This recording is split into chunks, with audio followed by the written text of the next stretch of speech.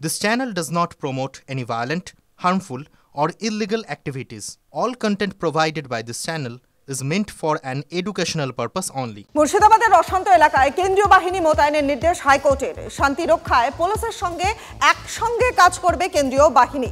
প্রকৃত অপরাধীদের শনাক্ত করে কড়া পদক্ষেপ করতে হবে, নির্দেশ বিচারপতি সৌমেন সেনের।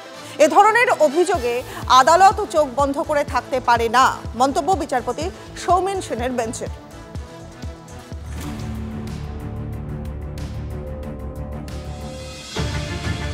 ওয়াকফ আইনের প্রতিবাদে গত কয়েকদিন ধরে তাণ্ডব চলছে মুর্শিদাবাদে। জঙ্গিপুর, সুতি, শামশেরগঞ্জ সহ একাধিক এলাকা অগ্নিগর্ভ। এই পরিস্থিতিতে কেন্দ্রীয় বাহিনী মোতায়েনের দাবিতে হাইকোর্টে আবেদন করেন বিরোধী দলনেতা শুভেন্দু অধিকারী এবং বিজেপি নেতা তরুণ জ্যোতি তিওয়ারি। শনিবার বিচারপতি সৌমেন সেন ও বিচারপতি রাজা বসু চৌধুরীর স্পেশাল বেঞ্চে সেই আবেদনের শুনানি হয়। শুনানির প্রথম পর্যায়ে আদালত রাজ্যের আইনজীবীর কাছে জানতে চায়, কেন্দ্রীয় বাহিনী মোতায়েনের নির্দেশ দেওয়া হলে অসুবিধা কোথায়? শুধুমাত্র পুলিশকে সাহায্য করবে কেন্দ্রীয় বাহিনী? রাজ্যের আইনজীবী অর্ক নাগ জানান, পরিস্থিতি বর্তমানে নিয়ন্ত্রণে রয়েছে। এডিজি পদমর্যাদার পুলিশ আধিকারিক দায়িত্বে রয়েছেন। 138 জনকে গ্রেপ্তার করা হয়েছে। রাজ্যের আরেক আইনজীবী কল্যাণ বন্দ্যোপাধ্যায় জানান, আইন শৃঙ্খলা রাজ্যের বিষয়, কেন্দ্র হস্তক্ষেপ করতে পারে না। একই সঙ্গে তার আরও দাবি, রাজনৈতিক অভিসন্ধি থেকে মামলাটি করা হয়েছে। রাজ্য কি করবে সে বিষয়ে সিদ্ধান্ত নেওয়ার জন্য 30 মিনিট সময়ও দেয় বিশেষ ডিভিশন বেঞ্চ। দ্বিতীয় পর্যায়ে শুনানিতে শুভেন্দুর আইনজীবী জানান, এখনও বোমাবাজি চলছে, পরিস্থিতি নিয়ন্ত্রণের বাইরে। জেলা শাসকের অনুরোধে বিএসএফ টহলদারি শুরু করেছে। রাজ্যের অভ্যন্তরীণ সমস্যা হলেও কেন্দ্র হস্তক্ষেপ করতে পারে। বিচারপতি সেন রাজ্যের কাছে জানতে চান, যেখানে বিএসএফ এর সাহায্য চাওয়া হয়েছে সেখানে কেন্দ্রীয় বাহিনীতে রাজ্যের আপত্তি কেন?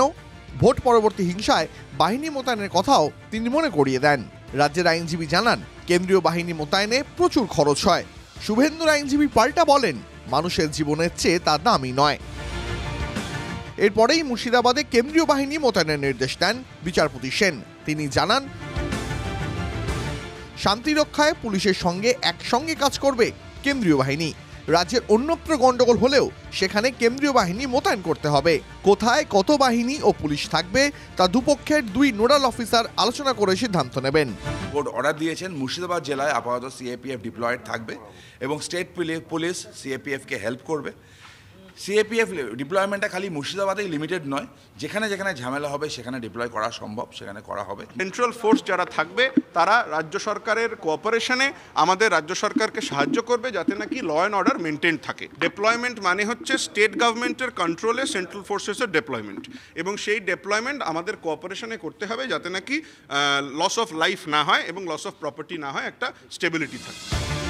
এই মামলায় বিচারপতি সেনের পর্যবেক্ষণ ছিল, এই ধরনের অশান্তির অভিযোগ যখন আসে তখন আদালত চোখ বন্ধ করে থাকতে পারে না। জুডিশিয়ারি সংবিধানের বড় স্তম্ভ, তাকে প্রণাম করি। They are acting as per the constitution, for the people, by the people, of the people. It's a great victory of the Bengal people.